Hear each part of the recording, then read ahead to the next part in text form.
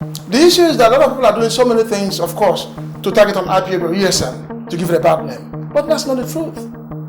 The organization is peaceful, it's a peaceful movement. Their concern is to make sure that there is justice, there is equity, there is fairness. It's as simple as ABCD.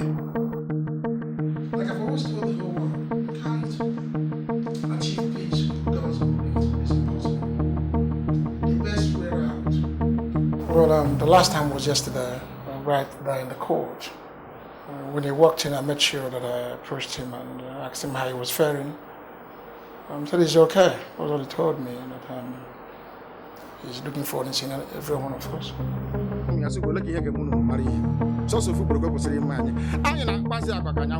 Nnamdi Kanu is generally a good man.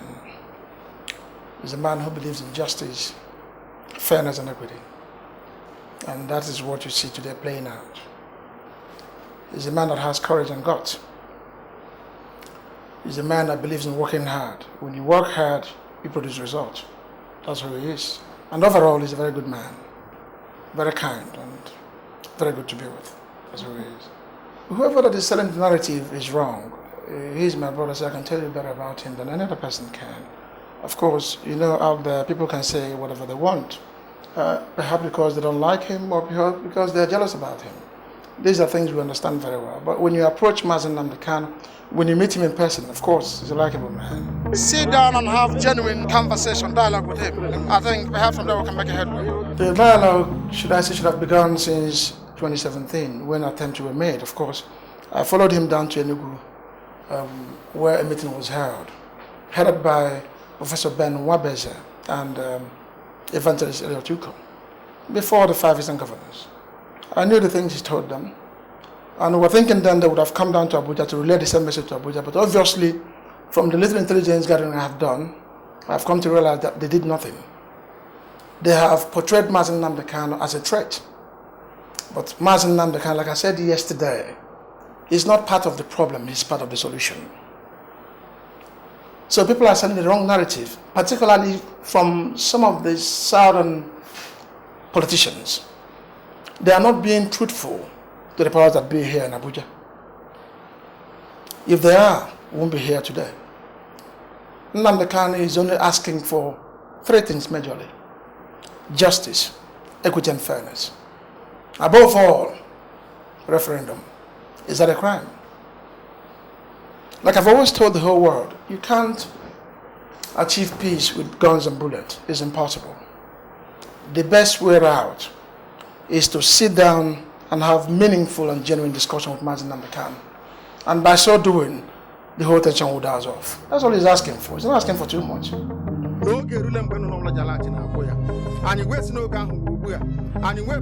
Of course, dialogue is the best way out. In every conflict, there has to be dialogue. It's not through guns and bullets. Yeah, Biafra, we are Biafrans. We can't take that away from us. It's our way of life. It's who we are. We can't change it. Just like you have Arewa, you have Arewa textile mill. Just like you have Oduas. We have all that, ethnic nationalities in Nigeria. So we're not going to change from who we are. So that's who we are, and we won't apologize for that. So seeking for Biafra is because that's who we are. It's as simple as that. But then sit down with him and find out if there are ways we can go around it. It's only him that can lead this delegation, not me. I'm not going to speak in his place. So they should give him the opportunity to narrate exactly what he wants and how he wants it done. Then perhaps from there we'll start, seeing things normalized as it should. Before Frederick Lugard came and created the monstrosity called Nigeria. No, he has never asked anybody to attack the security agent. Calling Nigeria a zoo is a rhetoric, just like you've said. Of course, he's seeking for attention. Although our way of life here sometimes could be related to that. I'm sorry to say this. Just like what played out yesterday in court.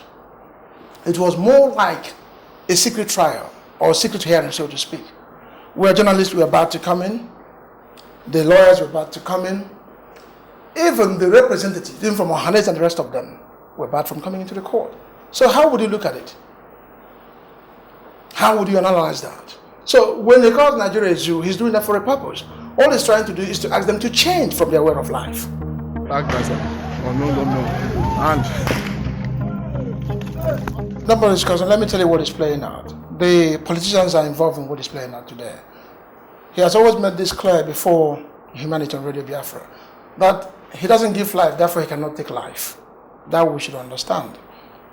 And if you look at the issues Nnamdi Kanu have raised, they are germane. They should be looked into. People are beginning to pick up from there. And they are beginning to resist whatever that is being sold to them before the arrival of Nnamdi Kanu. Like I've said, all over Nigeria, it's all over Nigeria. Nnamdi Kanu is the face of agitation. From those in the north, perhaps from Kanuri tribe, the Gwaris, and all of them, name it. He has become the face of agitation because the issues are germane. So what is playing out here is that those who benefit from what is happening before now, there are people selling this wrong narrative about Nnamdi Kanu. ESN is designed to remain in our bushes to protect our farmlands and our boundaries against the invading terrorists. That is why ESN was established.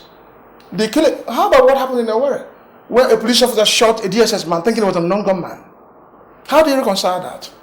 The issue is that a lot of people are doing so many things, of course, to target on IPOB or ESN to give it a bad name. But that's not the truth. The organization is peaceful, it's a peaceful movement. Their concern is to make sure that there is justice, there is equity, there is fairness. It's as simple as ABCD. That is what it is.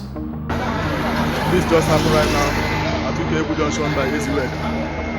Let me say this and let me make it clear. Of course, you know that there's a way we play politics in Nigeria. Play very dirty politics. Very dirty politics. Therefore, what is happening is that you see one political party fighting another. And at the end of the day, they target on IPOB and ESN. That's what is happening today. But we're not buying that.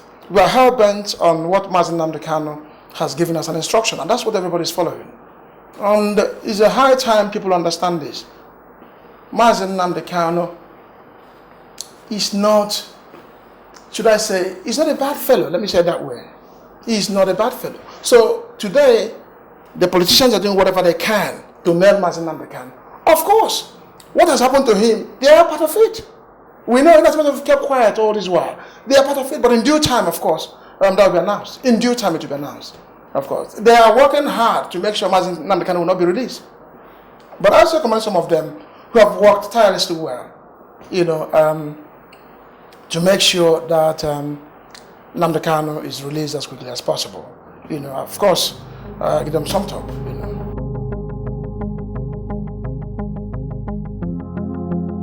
Well, of course, you are aware that the sit at home has been called off officially by IPOB. So what you're seeing playing out today is the involuntary sit at home. We have fanatics in this whole movement. We have extremists as well, so to speak. So people are no longer happy. The only body that can listen to is Nnamdi Kanu. If they're telling you to release him so that they can stop whatever they're doing, then why don't you hearken to the voice of the people? It's as simple as that. Let me say this to you. When you want to hang a dog, you give it a bad name. IPOB is not a violent group. The movement is peaceful. I keep saying this all the time. Now, what is happening is this. When people choose to sit at home, some people choose perhaps to take a walk or to go to various business centers.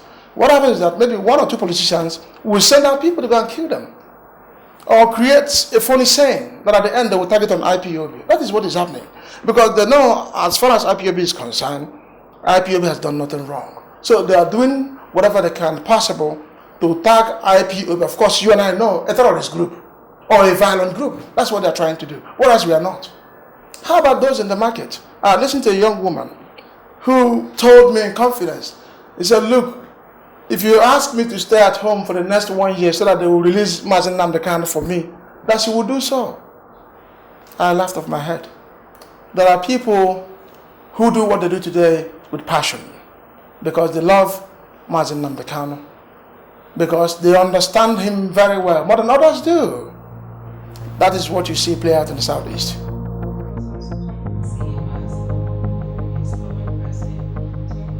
Well, let me make this clear to you. I'm a Biafran, like I've told you before, just like you have Adua and the Arawas. It's as simple as that.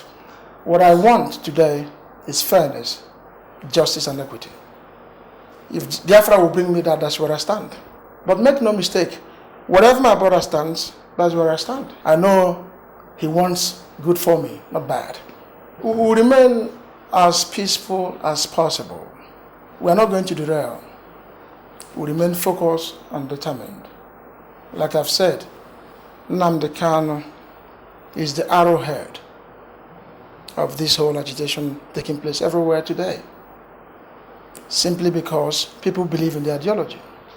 But what is important to everybody, to Mazen Nnamdi Kanu, is that fairness, equity, and justice. What issues do you agree with?